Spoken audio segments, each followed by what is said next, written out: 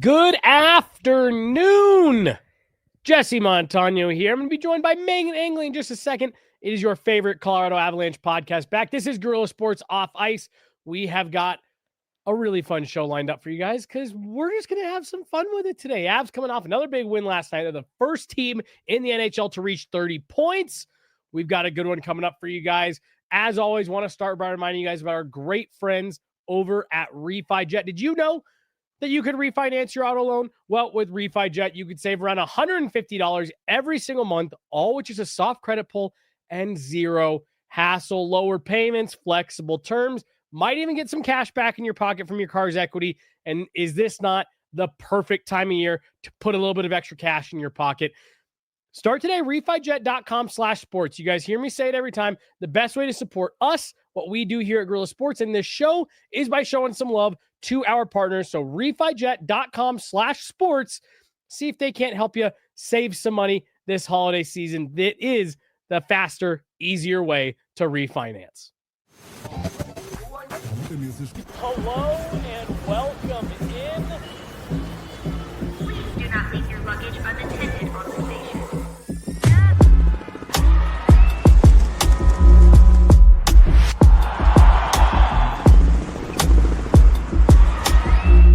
Welcome to the show.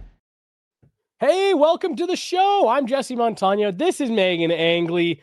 Guerrilla Sports Off Ice. I think we got John, we got Ashley. It's a party back there behind the glass today. Meghan, Monday afternoon, coming off an Avs win. A couple more Eagles games that you were at this weekend. We keep coming into these Monday shows. I'm like, oh, hockey-packed weekend for you, Meghan. That's just every weekend for like the last month. But this has been extra crazy because the Avs played Thursday, right? Friday, Eagles, Saturday, Eagles, Sunday, Avs. That's a lot of hockey back to back to back to back. And you know, they're so close to each other too. I think the driving is what's making it all feel extra, but it always makes me feel like I'm dedicated. I elected to do all of this. Nobody is forcing me. I'm exactly where I want to be.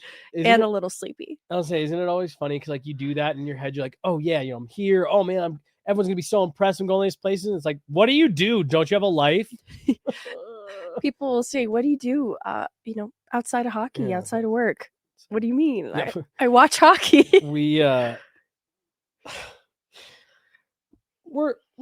still a growing business here at Guerilla. We got back from the off season and there was a bunch of people that were like, oh, Jesse, what'd you do this summer? Did you get away? No, I worked every day.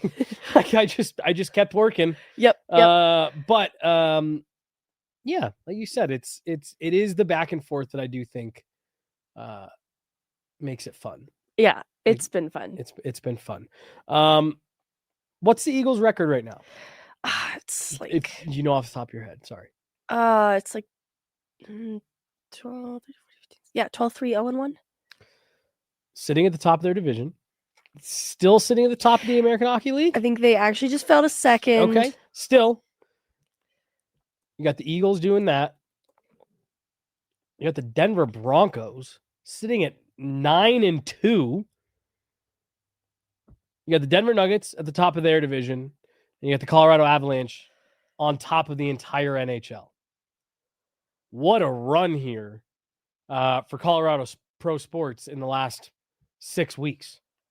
This has been crazy. No, I mean, I've always viewed Denver and Colorado sports teams as a hub. And it's just awesome for some of these teams to be coming together at the same time and bringing really great results. It's felt like, I mean, like, honestly, my entire life, it has always felt like, not even for like championships, because obviously winning one championship for a city is like a big deal. But like, it's always been like, you can pick 1.5 of them to be good. It's like one of them's usually really good. One of them's competitive, really competitive. And then the other one just sucks. And I seriously, my family moved here in 1995. I don't know, Meghan, if I can remember a time where you had Broncos, Nuggets, Avs all at this Yeah. level. And then obviously the Eagles just moving up to the American Hockey League within the last, decade. Right. And even them, like they've had some good seasons, but it's always been real, right in the thick of it, right in the pack. I mean, like really pro sports top to bottom are on a nice little stretch here. It's been fun. Like, it's a historic best start for the Eagles since becoming an AHL team. And even just coming to the Avs game last night and seeing the Broncos traffic, like as I'm getting across kind of that Union Station area, there's a lot of people who are utilizing some of the like RTD stops and stuff that are there to go Broncos to Ball Arena. Yeah. And I just want to shout out those fans specifically to the doubleheader of sports.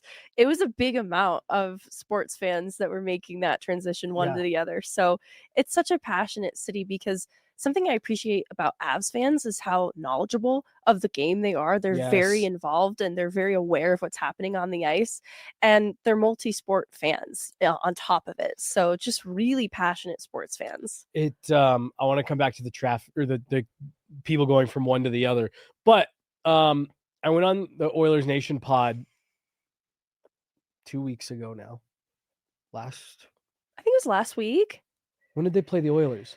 Last weekend. Okay, then it was, the Friday before that. And friend of the show, Tyler Yarmachuk, who's been on with us here before, great icebreaker question. He said, if you were a professional team mascot, would you tell on the first date that you were? Ooh. And I thought that was a great question. And I answered, I said, I would tell them that I'm a mascot, but I would not tell them who. And I'd let them kind of, every time they see a mascot on the TV for one of the local teams for the next month, sweat it out a bit. And they went, oh, that's a great answer. Benefits of a multi-sport city. And I never really thought, like, I didn't think about that. Like, oh, I guess Edmonton's probably really just got the one. Yeah. But college teams. If you went on a blind date and you were like, yeah, I'm a mascot, that, for one of the teams here locally, that could be any number of things. Yeah. But where I'm going with that is we are very lucky to not only have multiple pro teams. Denver has NHL, NBA, NFL, MLB, MLS. We're getting an NWSL. We've got an AHL team just up north. Pro indoor lacrosse. They finally brought back pro outdoor lacrosse. You have to imagine with getting 2 PWHL takeover games this year that Denver's on the short list to get a PWHL expansion team. There's a real possibility that by 2030, you are looking at 10 pro teams in the Denver metro area. That is awesome. And to your point, it's just so great because the fans are such cross-pollinators. My goodness, the parking lots were I don't want to think about that. Absolute mess last night. Empower Field and Ball Arena are close enough to each other that a lot of those auxiliary lots are shared. Yes. So there was 80,000 people trying to leave the Bronco game at 6 p.m. right as 20,000 people were starting to show up for the Avs game that was starting an hour later. I tweeted about it and it ended up being spot on. It was a bit of a late arriving crowd. You and I were pointing out there were some chunks of empty seats at the start. By the end of the first period, they were all filled in. Oh, yeah. But craziness in downtown Denver last night, but both teams picked up a win. So I think fans went home happy. Yes. It was cool to see people in their tailgating outfits from the Broncos game, kind of these orange, blue onesies. Yep. Just sitting in Ball Arena. Not to be mistaken with Islanders fans. Oh my gosh. Yeah. Yes. Very distinct difference. Very distinctive difference. Funny. Yeah. The colors could have lined up like that. Well, let's talk about, so that's everything that happened in the lead up to the game for the fans. Yeah. Let's talk about what actually happened with that game last night, Megan. Talked to Gabe about it last night, and I kind of reiterated it to Jared. After slow start, you and I both were remarking to each other after that first period, like, woo, might need some coffee to get through the rest of this one. Things dialed up a bit. The Avs offense started going a bit more. I guess broad strokes, Avs pushed their point total to 30. 31, maybe even. Overall, your thoughts on that game against the Islanders last night? I think a different game than maybe what we had seen in recent weeks. Yeah, 31 confirmation. And I like it because it wasn't easy.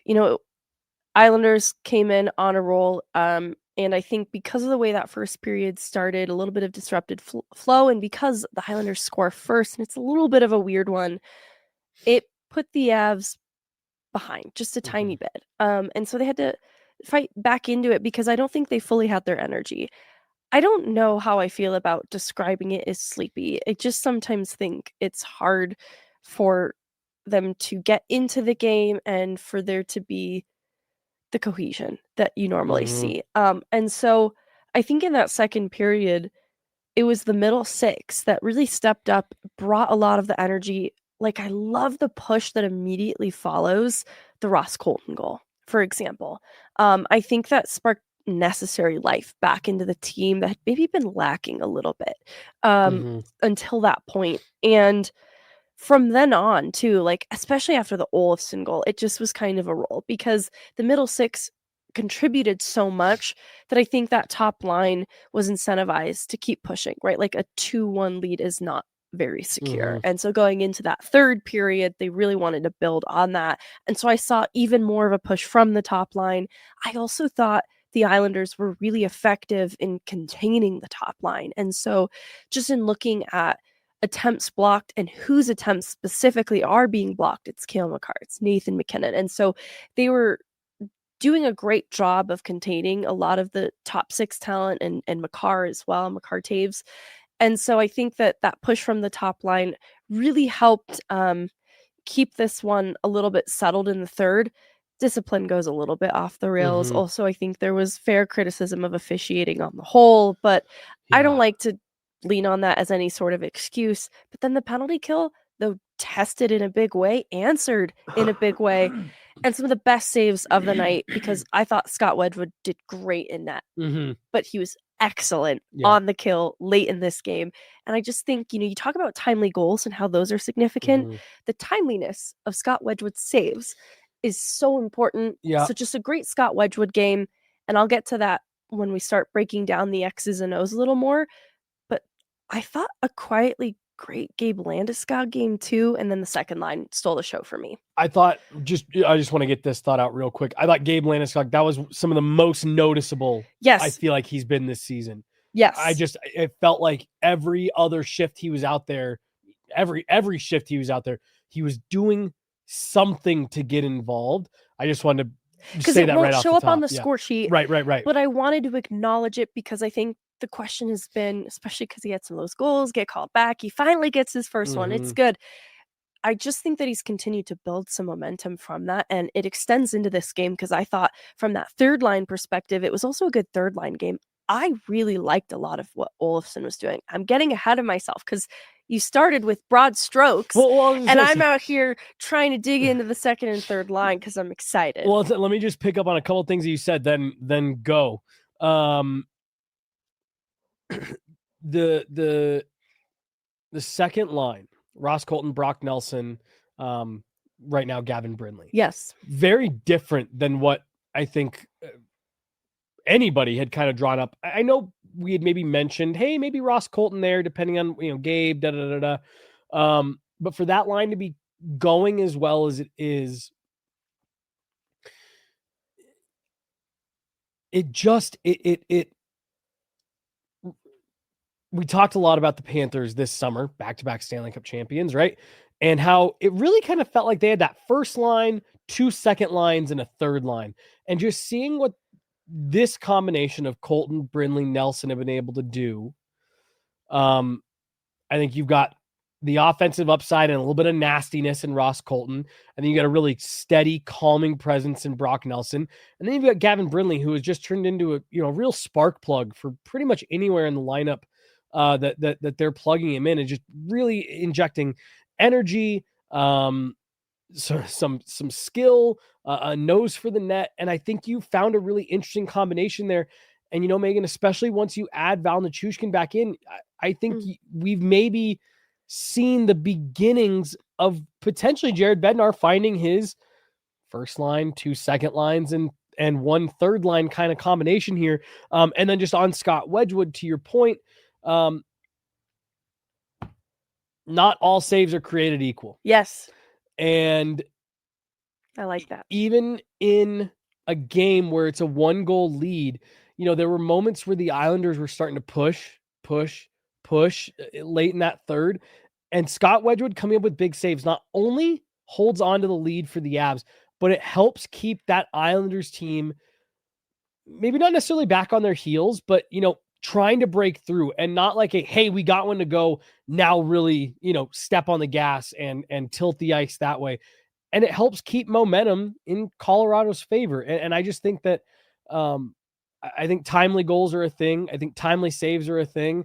Yes, if your goalie makes all of the saves, then they're all timely because it was good to kept them all out. But there's moments in a game where you need a save, and it's easy to call out the rolling half windmill blocker save that he makes. But again, like, that's a big moment on a big kill that a couple moments later leads to a clear, and the building's into it. You're able to get a change. You hold on to the lead, and that's just such a big save for reasons other than, wow, that looked really cool.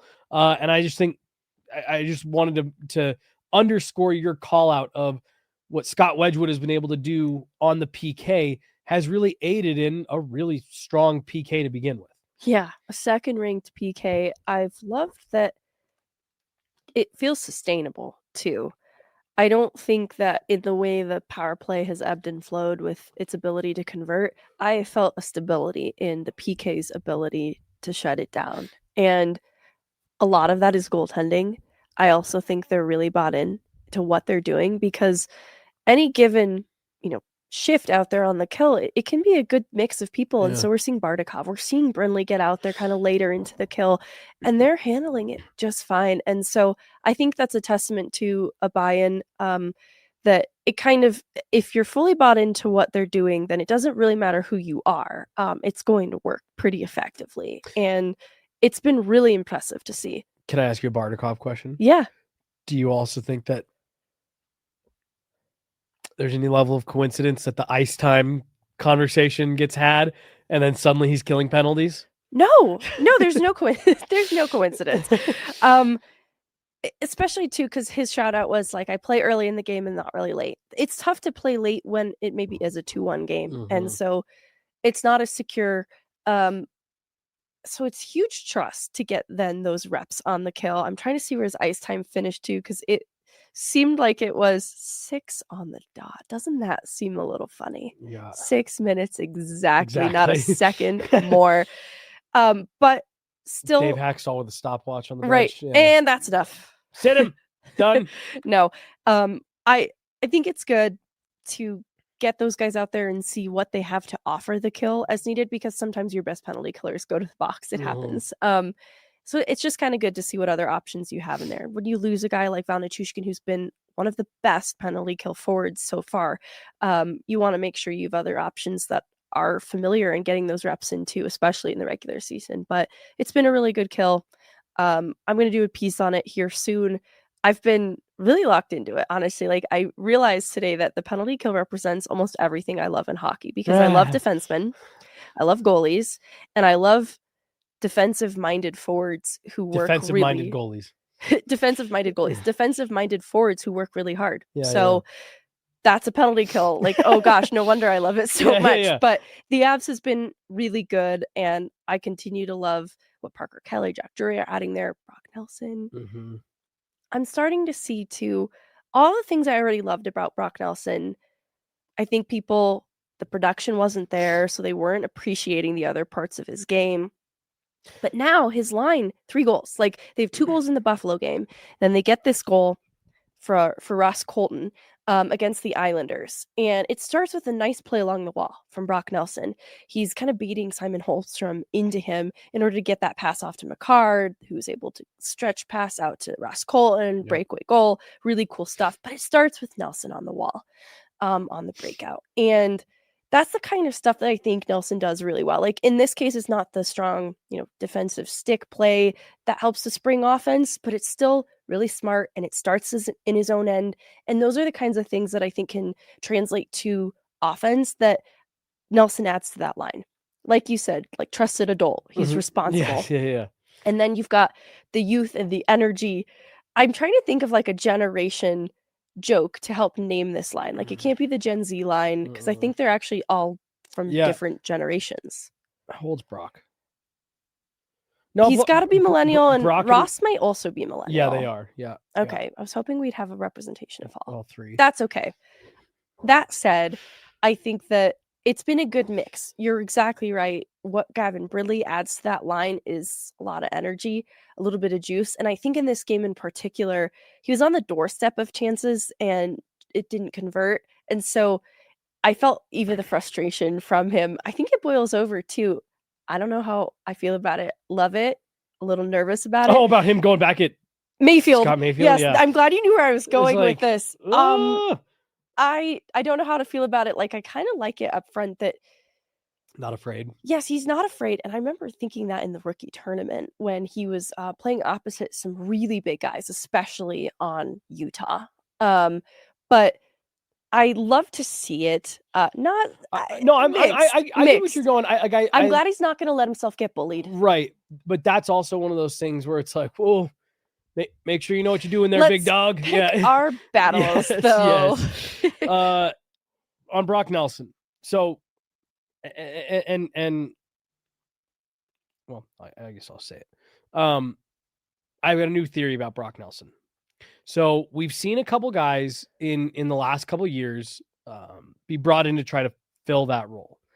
And I think there's been moments where it's not, okay, well, what you're getting out of that guy, I guess, is fine production.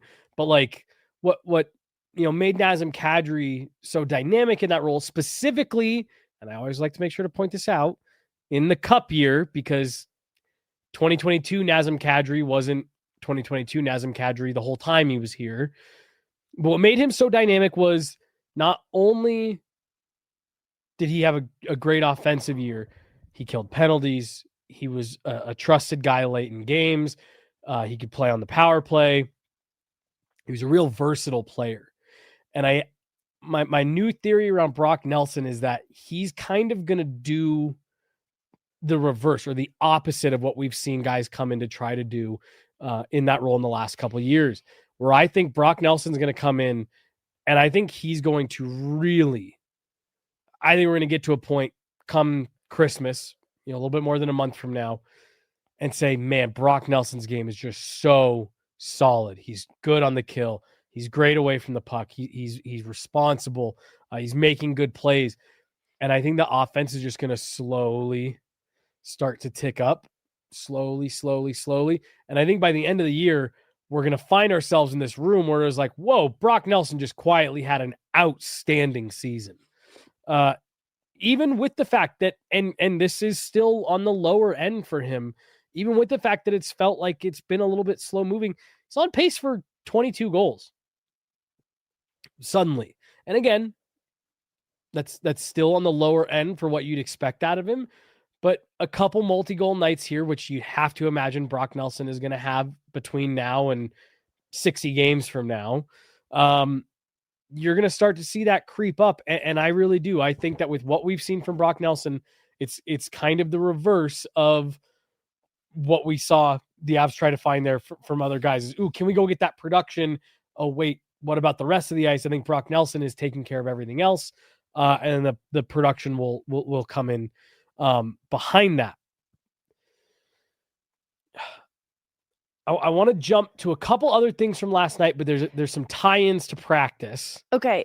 What did you have? I wanted to add on Brock Nelson for a second because we're at an interesting mark where he's played 19 games with the Avs, and he played 19 with the Avs after the deadline. And so in those 19 games after the deadline, 6 goals, 7 assists, 13 points. If you recall, his production was slow to get started even then. Mhm. People were measuring his production alongside Charlie Coyle, who I think it was more well spread out, whereas Brock Nelson's production kind of came at the tail end and then caught up to where Charlie Coyle was at. And so it was very comparable. And I think it's interesting then that it took about 19 games for Brock Nelson to start producing more so at the rate he's used to. And so we're exactly at the 19 mark with Brock Nelson right now. 5 goals, 4 assists for 9 points. And he has 31 shots. Both. Really? Yes, 31? when he joined the Avs through those 19 games and when he has played the 19 games to start this year with them. And that's still lower than his shot volume in seasons past. He's typically around 3 shots per game or in the high 2s, right? Like 2 point something. And he's been below the 2 mark with those 31 shots in 19 games. And so last night he had 3 shots on net, which is right around where he needs to be, where he's had success, where he's producing at the rate that, when we're talking about that 30 goal scorer, he just needs to be shooting more, is where I'm going with this. And so you see him shooting more in last night's game. And I think you see Ross Colton also, I don't want to say selfishly, but that's all right. good for Ross Colton to just shoot, is where I'm going. I said to you on the goal that he scored, I said, I'm happy to see him shoot that because I feel like that exact play, the Avs are pulling up and waiting for that support, which it's never a bad thing to wait, for numbers, but shoot it. The Avs had multiple times last night where you have a guy with the puck on his stick in between the hashes, in the home plate area, Rainbow Road, whichever term you want to use, you had guys in prime shooting spot and they're looking for that one last little pass. And I get it. If that pass connects because everyone's expecting you to shoot, that's a great pass, but the passes aren't connecting. The guy you're passing to is also expecting that you're going to shoot, whatever. I was just happy to see Ross shoot that. I'm sorry to completely interrupt you, but it was just I wanted you to chime in because you said it in game, and you're right.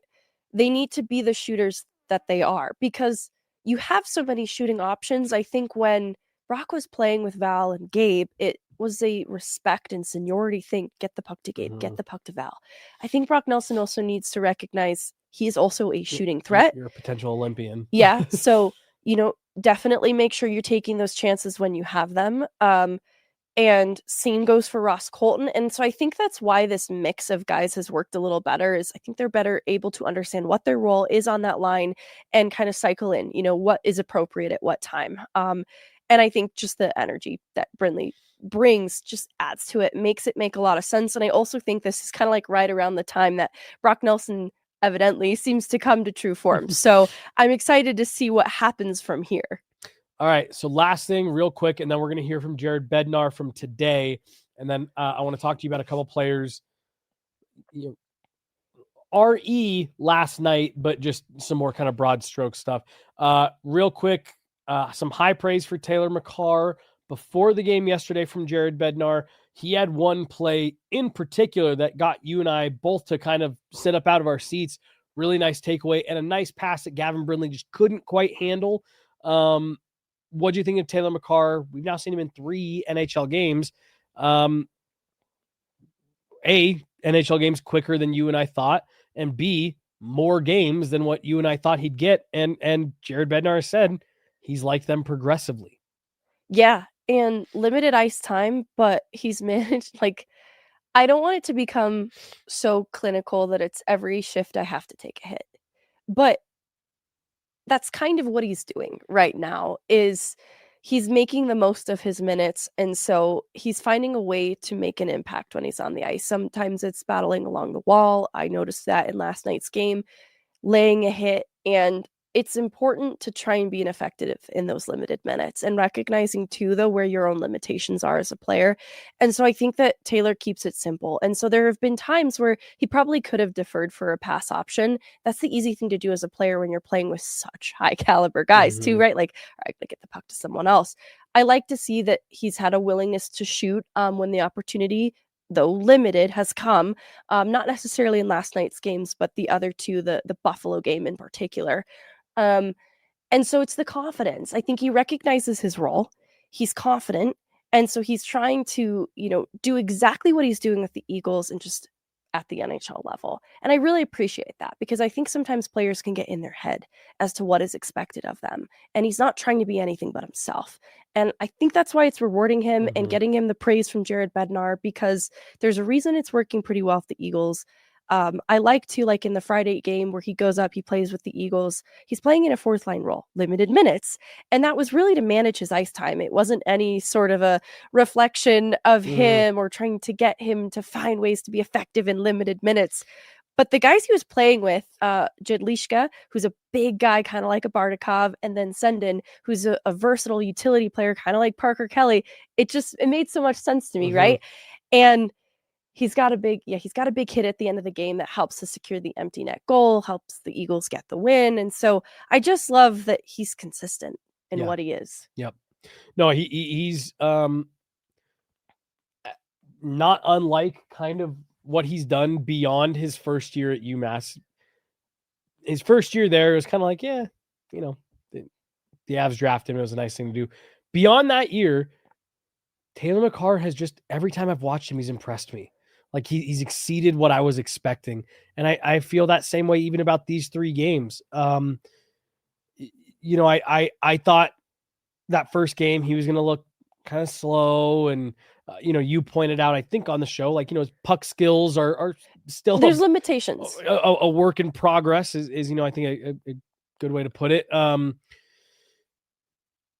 it just doesn't seem to matter. There's a compete level there that I know that's why Jared Bednar likes him. Yeah. He competes, he skates, he's not afraid to, put his head down and go to work. Yep. Get to the net. Get involved. You've mentioned it before, Megan, like that's a heavy weight. That's a heavy burden to carry on your nameplate on the back, being the little brother. And you could tell he doesn't shy away from it. I saw him, John with a guy last night, and it's just like he just ahead of the Parker Kelly penalty. He's battling along the wall, and honestly, I think it's that combination of bodies that leads to the penalty, and it felt a little bit unfair, to be honest with you. Such a silly penalty, but he just, I think Taylor McCarr is a bit of a gamer. Like, is it surprising, right? He just. You watch him, he's like, and he just elevates. He, goes from Maine to the AHL last year. Okay, how's he going to do? Limited showings, looked really good. Perhaps even better. It's like his skill set actually translates better at the pro level than it even did in college. Yes, and we've talked about this before. I think how there are some guys who that's just how it is for them. Their game just works in that way. All right, let's go to practice here for today. And could you guys actually cue this one up for me? It's in the videos there. Jared Bednar, about 10 minutes today after practice. Yep, that's the one. We got some updates on injuries. There's going to be a Logan O'Connor update in here. We're going to come out of this. He does give a brief update on Josh Manson as well. I want to talk about him. And then I asked him about Sam Malinski. And so Manson and Malinski are where I want to go coming out of this. But just some good stuff today from Jared Bednar, some nice updates, and just some good perspective as the Avs sit at 19 games and first in the NHL. So we'll go ahead and roll. This is Jared Bednar today after practice, about 10 minutes from the head coach of the Colorado Avalanche. You played some good teams recently. Taking a look at last night, just we're approaching 20 games here. What have you thought of the process through 20? It's been impressive, I think. Like consistency of our game, being prepared to do the right things on the checking side of it. Pretty even numbers through like 19 games of the way we've defended and what we've given up from an expected goals against standpoint. And the offense is doing enough, like we've had some really hot games. We've had some games where it hasn't come easily for us, but I think our checking game and goaltending, special teams, I look at every aspect of it. Power play is starting to come and produce some really nice chances, and I have to be pretty happy with where we're at and where our results have been. It seemed like a month or two ago there was some expectation that Logan would be back by now. Yeah. He's still in that 5 to 6 month range, so I don't want to say setback, but has it maybe gone a little slower than you guys had anticipated for his return? Yeah, so he's had a couple things pop up, like not hip related, you know, in his return, like as he sort of got a bigger workload, different like things are sort of bothering him a little bit. So was making really good progress and looked like he'd probably beat that return date. And things have kind of slowed down for him a little bit as he's working through like other issues in his return to play. But it's really actually not his hip at all. Like that feels really good. He's just got some other soft tissue issues that he's been working through and kind of has slowed his like on ice progression a little bit. But nothing too serious that we're worried about. But it's just we're just trying to get him back to as close to full strength as we can before we get him in the games. Coach, talking about the power play, it has kind of progressed as the season has gone on, and last night 0 for 3, but is that kind of an example of how important Val is to that power play as well? Yeah, he's really good there. But so is Lecky. So I don't think it's there's not a significant drop off there for me. Like we kind of flipped Val and Lecky when Val was healthy, even in Van, and Lecky scores right away, you know. Like he's kind of has a knack of doing some very similar things as well. Both really strong retrieval guys, good shooters in the middle, kind of know how to find that pocket, but they're relentless on loose pucks and keep pucks alive. You know, one day Val will be better and the next day Lecky will be better, but only one guy can sort of play that role at a time. So I like the depth we have in that position. I'm just kind of looking more at not more the underlying numbers, like the looks that we're getting, our shot mentality, how we're retrieving pucks, our work ethic on the power play. I think it's coming. Like there'll be days when we score, days that we don't, but you want to be dangerous. And even last night, I thought at times we were super dangerous on it. Just couldn't capitalize. And you look at the Islanders; they were the same way. They had a good power play, and they got some dangerous looks off at some of our mistakes. Some they created on their own, but we were able to keep them at 0-4. So you're going to have a few of those nights on both sides of it. It seems like a lot of nights when you look up, Malinski's getting involved offensively. He's making smarter reads defensively. Yeah. I mean, is this becoming a guy that is going to, as time goes on, start to push his way up, or at least make it a little bit more difficult for you, decision-making wise? Yeah, I mean, I have a lot of trust in his game right now. Like he's taken a big step for me on the defensive side of it over the last month or so, and it's helped him because like on the other side of it, when he's skating and involved offensively, he's as dangerous as anyone we have back there, probably excluding Kale, right? Like for creating offense, and he's been chipping in and helping with that.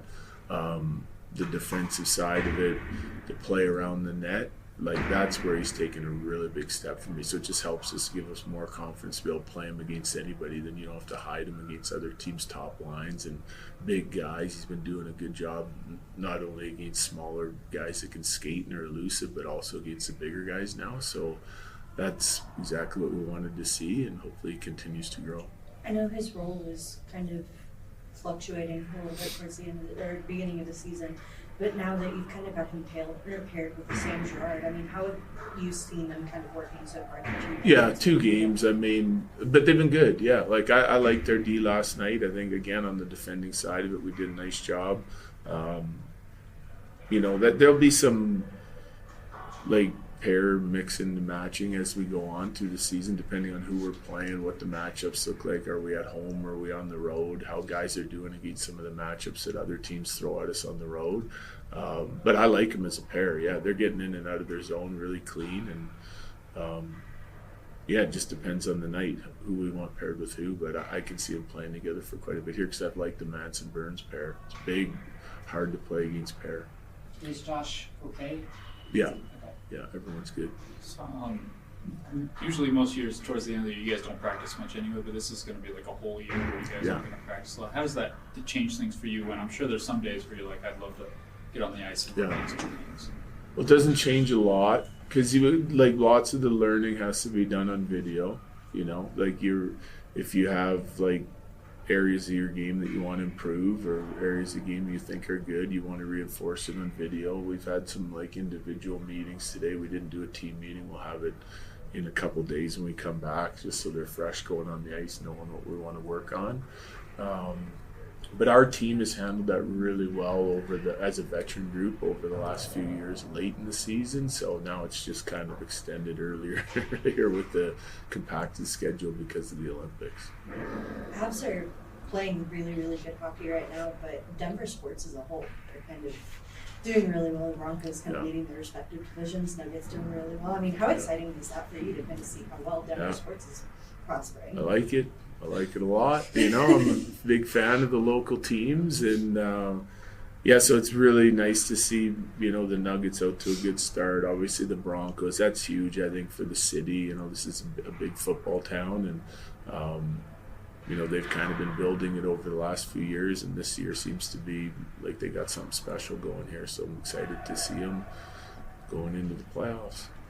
What was that like for you when you first got here, coming to a city that suddenly has a bunch of sports teams and stuff like that? Probably didn't grow up with.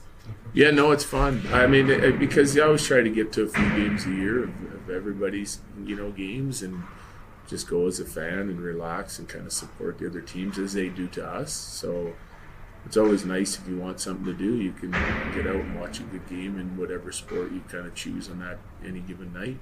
Scott said that, goalies are their own thing, but he said UC has really worked with him on calming his feet down to where he's not overplaying things. Do you notice things like that? Because I guess it's been a year of how it's been. Not really. And they're always working on something specific, like sometimes the goalie himself will be feeling a certain way about something he wants to work on it. UC's really good at sort of noticing things, both positionally and, if they're, depending on the situations, what they need to work on. So they have really good communication, though, between Blackie and UC Wedge, and UC and Blackie and Wedge, together. And so they kind of collaborate, get their heads together. And but that's probably something UC noticed and Wedge was kind of feeling, and whatever they're doing is working, so it's good. I know you mentioned a couple of games ago that you're not going to not play Wedgwood to get Blackwood those minutes that he's maybe looking for. Might sound like a weird question, but is there any concern on your end that, this is the guy that we signed to a longer-term deal later? None at all. None at all. I just think everyone's in, outside of our locker room is in a panic that you got to get Blackie going, And for me, he hasn't played in 6 months.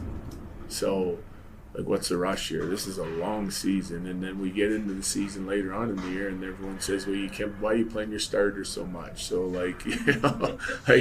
I just see it as, Blackie's ready to go. Everything's going well for him. He's going to continue to play games. I don't want him out of the net too long, but you got a goalie, think about it if it was reversed, no one would be saying, hey, you got to start Wedge. Well, Wedge is playing out of his mind right now, and he's giving us a great chance to win every night. And so we'll ride him a little bit here. And we got a busy schedule coming up after this break, and they're both going to play every week. And we'll get Blackie probably to top peak of his game, and then we'll start making decisions from there. But I don't see a rush here at all with 60 plus games to go. Okay, guys. Thank you. Thanks. Well, there you go. A lot to unpack there. Let's start quickly with just the quick injury updates. We did see Val Nichushkin out. Optional skates. Been pretty standard for Val over the last couple of years. He was out there and, his workout gear, stick and gloves looked fine. Imagine still a few more games, but major crisis averted. That was the cute part about the Bardakov interview, talking about how much he yaps about discipline and stuff. Yes. You see it in stuff like that. Mm-hmm. He's working back from injury, but he's still going to find ways to get better and stay fresh. And with that, he was out there working with the bumper, the pass tool. And then he had I guess I don't know what the official name for it. I see a lot of them that are kind of handmade or homemade. It's 2 pucks and then a piece of a stick that you can kind of pass a puck underneath. Yeah. Again, I don't know what the official name for that tool is, but he's out there and he's saucing over that and getting the puck to bounce off and catching it back underneath. And he missed one and he slammed his stick on the ice. And just, to your point of he's hurt, he's out there in his shoes, but he still wants to be, doing everything right. Logan O'Connor, we just heard Jared Bednar say there, it's not that he's had setbacks, but as he's ramped up the work here, he's had some soft tissue issues that have cropped up, but nothing with the hip that he had surgery on this summer. Jared Bednar even reiterated hip is doing well. That is on that recovery timeline that we were anticipating. But as of right now, he is dealing with a couple other just small things as he's continued to ramp up. And then the one other bit there, injury wise, that we heard about is Yoel Kiviranta on the ice today. It was an extremely optional skate. So don't necessarily put too much stock. He might be back in the red non-contact come Wednesday. Today's Monday. I know what days are. And so he might be back in the red non-contact, but good to see Yoel Kiviranta out there in general. And those are really the three big ones for the Avs. Josh Manson had the fight last night. If anybody was paying close attention, either on the broadcast or on the big board, was definitely favoring that right hand a bit that he caught Anders Lee clean on the jaw with. Was looking for some ice, things like that. Likely got checked out after the game. Jared Bednar did say he's good, no worse for wear, a little bit of soreness. Do you want to talk? Actually, no, I know what we're going to do first. I want to talk about Mackenzie Blackwood. There was a question asked there about like, hey, Scott Wedgwood's really rolling here. Any cause for concern? And one, Megan, my initial thought is like, there is never a concern when you have two goalies that are playing well. But what Jared Bednar, I mean, he very much dismissed it.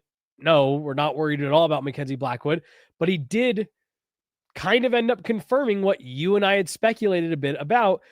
Mackenzie Blackwood was not able to play all summer. When we saw him getting back on the ice at the beginning of camp, that was the first time he was getting back on the ice since the end of last season.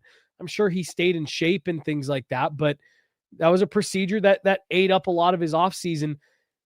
Scott Wedgwood doing what he's doing has allowed the Avs to handle this probably in the best way possible. Let Blackwood slow roll back into things, get him those good reps in practice, let him go through his game day progressions and routines and get in warmups and all that stuff, and then play him as you see fit. I just want, I guess, your perspective on what we're seeing right now out of this Avs tandem. We talked so much about it in the summer about like something that you can be really confident in. Has this made you more confident in the Avs tandem? Has this struck any fear in what's going on with Mackenzie Blackwood? I think the way Scott Wedgwood put it the other night is right. And I think he understands. I think Scott Wedgwood is making his best case for making this into a 1A, 1B, with Mackenzie Blackwood continuing to be the 1A. Your thoughts on the Avs net right now? Yeah, I have a lot of confidence in the goalie tandem. And I think the perspective I want to draw up here is just how different conditioning is for goaltending. And I'm not even speaking on this as any sort of authority, but they don't come in shifts throughout the night. So they're playing the full 60. So that's important to keep in mind then in what getting into game shape looks like for a goaltender. And then you look at what Mackenzie Blackwood is as a goalie, right? 6'4", 225. He's a big guy. Huge. And I think to get into game shape then, it's hard to go 0 to 100. I think you do have to build back into that, and you can only do it through reps in game because you cannot replicate the physical demand in practice. The timing, the same way that it is going to be in a game and just the entirety of the game then, right? Because I think you can get some of those reps in practice. But then for a full 60, it's just very different. And so that's really what I'm seeing in Mackenzie Blackwood, not being quite up to 100%. I still think he's doing well too, but it's just not been as strong, reliable as Scott Wedgwood, who started as the starter out the gate. And that's the opportunity he's had through this point. So I think it's exactly what you're saying. It's going to be a little bit a matter of time for Mackenzie Blackwood getting up to 100% game form. And then once he gets there, and I think it's just a couple more starts from now, it'll be fine. But it's important to also weigh the caliber of competition. And so they've been leaning on Scott Wedgwood for some of these top teams that have been coming in on win streaks. And so they just don't want to throw the goaltender who's still working his way up to game shape into those situations right away. I think later in the season, Mackenzie Blackwood's getting those types of games. It's just right now where they're at with Mackenzie Blackwood and wanting to stack up these wins. That's what's being measured here. I love. There's 2 points that Jared Bednar made that I really, really liked. One of them was, if things were the other way around, no one would be batting an eye, saying you have to play Wedgwood. Mackenzie Blackwood, was the one who was healthy at the start of the year and was on an absolute heater. Fans, people would be saying, keep playing him. He's playing so well. Why would you not keep playing him? I think that's a great argument. And 2, Jerry Bednar made the point of view, and sometimes we get near the end of the season and people are saying, why are you playing your starter so much? You're going to burn him out. You're playing him too much. And I just thought both of those were great arguments of there really is always something to nitpick. Right. If you're looking for something to nitpick, and really just, I think the Avs, are enjoying it and embracing it from the standpoint of, we've got 2 goalies we feel really good about right now. And how different is that from November 17th of last year? Yeah. There's one goalie they're working back up to game speed. And the other thing is a credit to Scott Wedgwood, because everything that I'm saying about conditioning, staying ready, blah, blah, blah, applies to Scott Wedgwood too, who on demand last year had to stay ready to get that start then. And that's without the benefit of the regular rhythm of starts. And so that's what makes Scott Wedgwood coming in last year in some of those starts or in relief as needed so impressive. And I think it's why, too, being leaned on as the starter and playing at a pace that is more regular than I think he's been used to the last couple of seasons and backing up has been really impressive from him, too. So just a huge credit to Scott Wedgwood staying ready and embracing getting those starts, because that's a huge workload to just suddenly take on. Yeah. So it's been awesome to see him step his game up the way that he has too, because it's allowed Mackenzie Blackwood to get back up to game speed at a more gradual pace, because goaltending's hard. Yeah. Goaltending is really, really difficult. All right, we're going to wind it down and talk about 2 guys here to wrap things up. Let's go to Josh Manson first. He gets in the fight last night after, I believe it was Jared Bednar called out today that he's really liked that pairing of Manson and Burns, their physicality, the size. You were just talking about it earlier. And we saw that on display last night. Brent Burns dumps a guy in the corner. Josh Manson kind of dog piles Anders Lee onto the other Islander player that was already on the ground. Anders Lee doesn't like it, gets up, finds Josh Manson, and that fight was over pretty quick. Josh Manson can hold his own in a scrap. He's been really good for the Avs. We talked to him yesterday morning. He talked about playing on his offside and how it's been a challenge. Playing with a guy like Brent Burns has helped him, all that stuff. I think he's been off to a really good start. There was a little bit of extra emphasis on him yesterday for Hockey Fights Cancer Night. Of course, he loses his mother just a couple of years ago in that fight to cancer. And you and I just wanted to quickly highlight, he's got an absolutely beautiful piece in the Players Tribune right now. Yeah, I didn't realize it was the same piece from August that was being recirculated, but it is a really touching piece that just honors his mom, Lana, and the way that she lived. He talks about how, the way that him and his wife approach raising their daughters is inspired a lot by how she loved. And it's really sweet. So it's just a piece worth reading.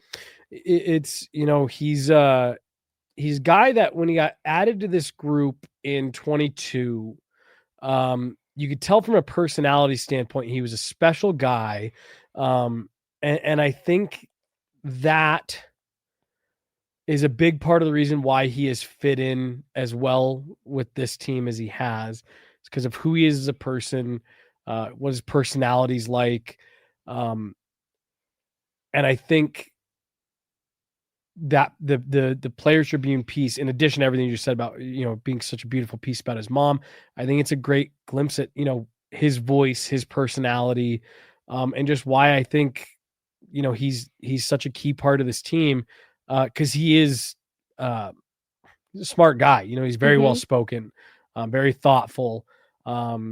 very open, very honest. And he spoke pretty openly and honestly yesterday about his mom and what Hockey Fights Cancer means and all that. So no, I'm totally with you. It was, I remember reading it back in August, and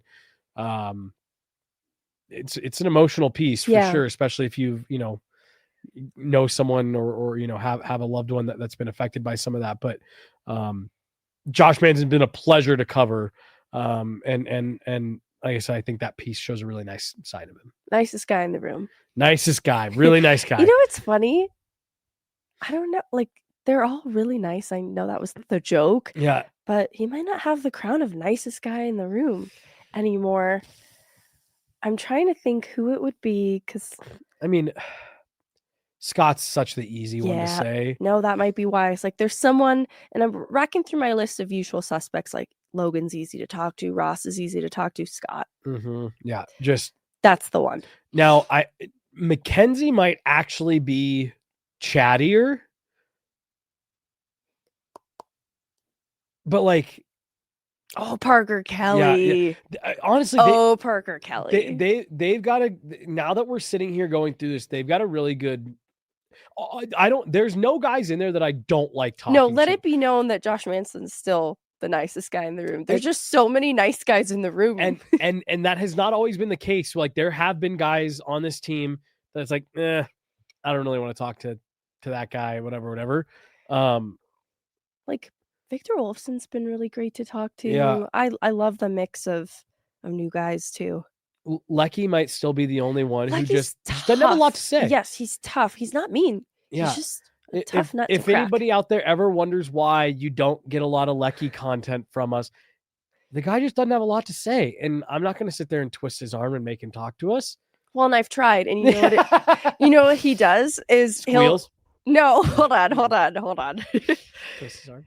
If you try to get him to talk more and you just ask him questions one after the other, he just starts answering with the same exact answer. Yeah. It's a really effective strategy, even if the questions are different. Yeah. So we haven't quite cracked Lecky yet. But even him, very nice, very still pleasant. really nice. Just doesn't have a lot to say. All right, we're gonna finish up here talking about Sam Malinski, and then we have a super chat before we get out for the day. So we'll make sure to hit that as well. Can I just speed run? Someone in the chat earlier mentioned Brent Burns.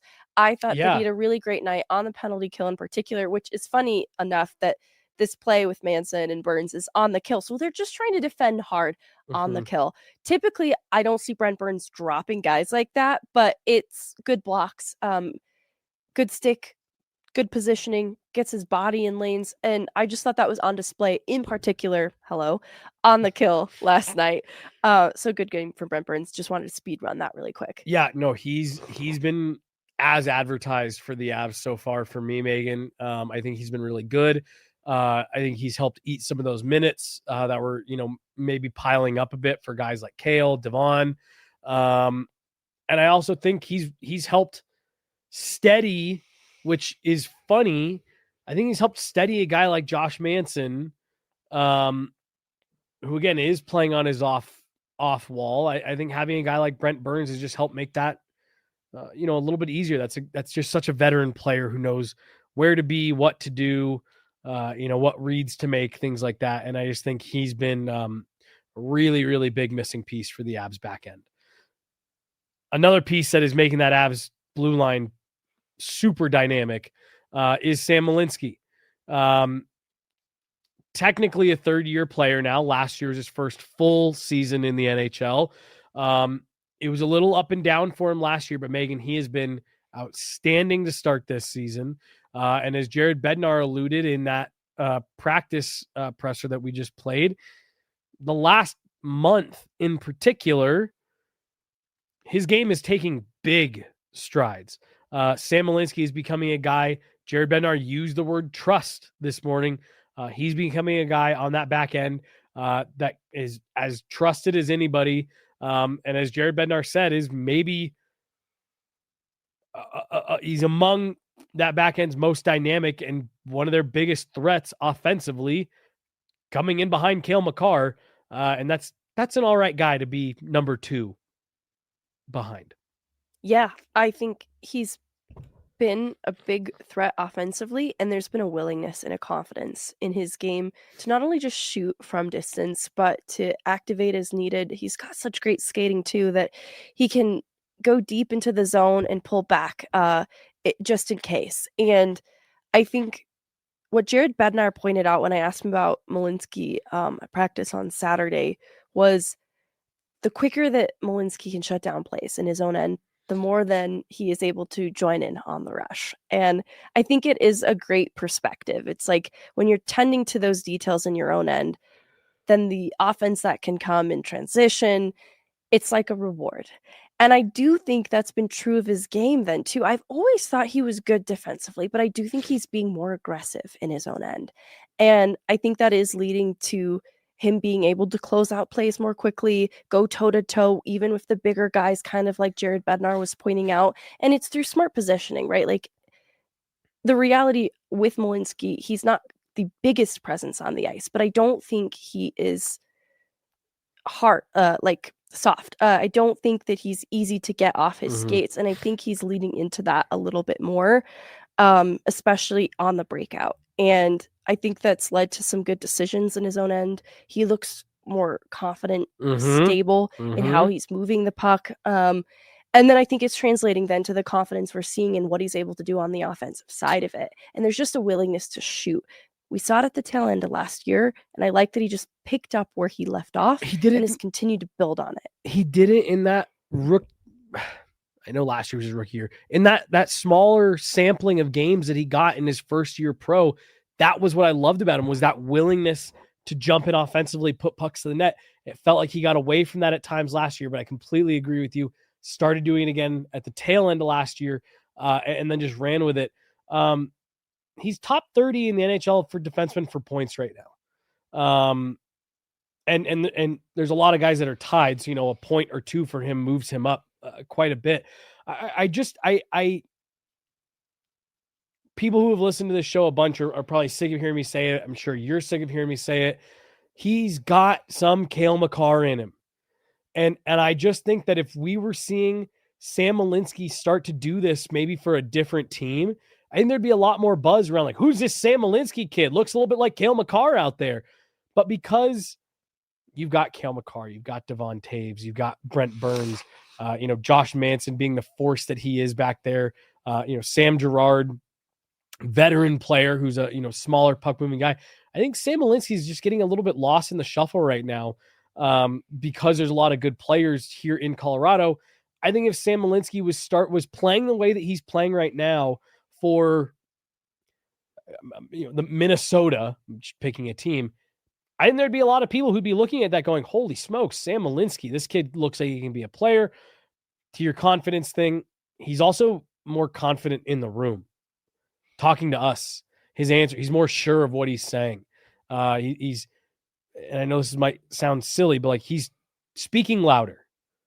You know what I mean? He's yelling. But he's for kind of lack, he's sitting up straight. He's talking, forcefully, and he's not striking me as the, young player trying to figure out, I'm doing all right. I'm trying, he's like, no, I'm doing this. It's working on this and blah, blah, blah, blah. And you can just tell that he's taking steps, not only on the ice, but just where he's at in his career. Yeah. I think we're seeing too, like the player at Cornell that had a lot of success, especially by his senior season. We're getting to see that side of it too. And so like the seam that he finds to Olofsson on the Olofsson goal with Anders Lee coming in, high IQ play. The timing is just right. So it's not just taking shots at will. Like there's intentionality behind what he's doing.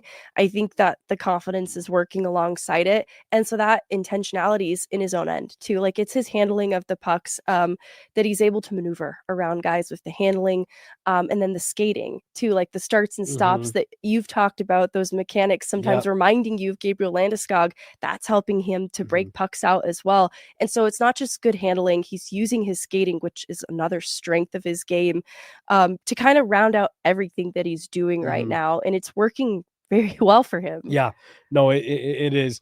We're going to wind down the show with this. He did a podcast interview, Sam Malinski. That's right. Last week. And the whole thing is it's a good interview. There's one part in particular that was making its rounds around hockey Twitter and Instagram, TikTok, all that stuff. We don't have it queued up here, and I should have thought about it a little bit ahead of time to queue it up. But Megan, this was maybe the most direct we've heard someone. We all know what Nikita Zadorov went on a podcast and said a few years ago about Nathan MacKinnon.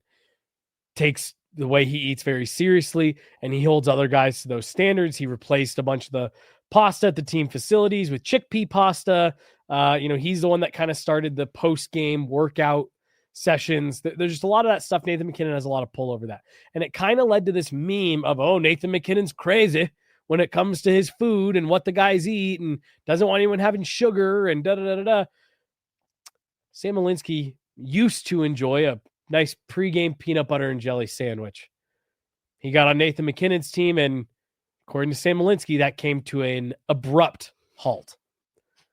Not only did Nathan MacKinnon get peanut butter and jelly sandwiches out of Sam Malinski's diet, he also tried to get him off pasta, and you and I had a lengthy conversation about this last night.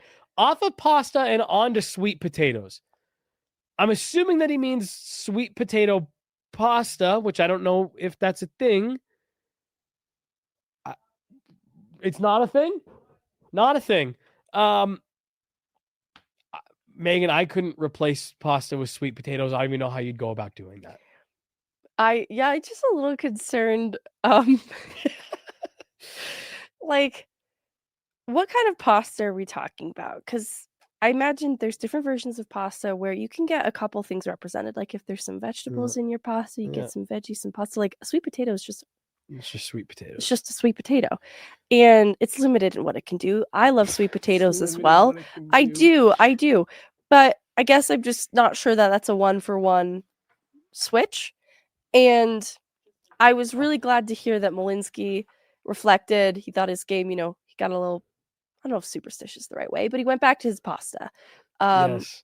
And I love that he still gave weight to what Nate was recommending. Like he cut the PB&Js. He said, all right. I'm bought in, but I will not be giving up my pasta. But I will not be giving up my pasta. I think that's a right balance between the two. Like, you know what? Stay true to yourself and do what works best for you. I'm just imagining Nathan MacKinnon taking a bite out of a sweet potato like an apple. So this here says sweet potato pasta refers to a dish that either uses a sweet potato puree as a base for the pasta sauce or spiralized sweet potatoes that you use instead of pasta noodles. Well, and you've heard that with zoodles. Disgusting. Yes. Do you like sweet potatoes? I do. Oh, see, I don't. They're not my. And sometimes I do bag. just eat like a baked sweet potato. So I'm just not imagining that being a very fulfilling pregame meal. Sweet potato zoodles. I should have read the next sentence. That's exactly. So, yeah, I don't know. But I'm glad Malinski stayed true to himself and went back to pasta. Yeah, I'm with you. I think there's a balance here, right? Because this is the Nate conversation where he cares. I don't know how he's delivering some of this, but he's probably coming to Malinski like, hey, what do you eat pregame? And Malinski's honest, PB&Js. And Nate says, that's got to stop. See, I'm picturing him walking up on Sam Malinski, eating with an Uncrustable in hand. What in the... Just furious. All right, let's hit this super chat and then get out of here for the day. We've gone a little bit over. Hit those super chat lights. Malinski season. Malinski season. Dang, that's perfect. From Malinski season, we're never losing again. The Avs are rolling right now. And Megan, like this, I think I've talked about it on the show. Evan Rawl, friend of the show, made mention like this is starting to feel a little 2022-ish where you just kind of expect them to win. And I think they are starting to build some really strong belief in that room as well. I think they are getting to the point where they feel like doesn't matter the opponent, doesn't matter how we're going to play. We are going to find ourselves. We're going to find a way to get our game in order and find a way to win. I think they've been really consistent. I think the process has been really good, and I think it's all really good stuff to build on. I want to add the kids on the ice today. Taves kids, Yeah. Landy's kids. I think that Brent Burns having his child on the ice kind of opened this door for more family involvement like this. Because we've seen Landy's kids come on the ice, post-practice from time to time. So I don't want to suggest it's entirely new.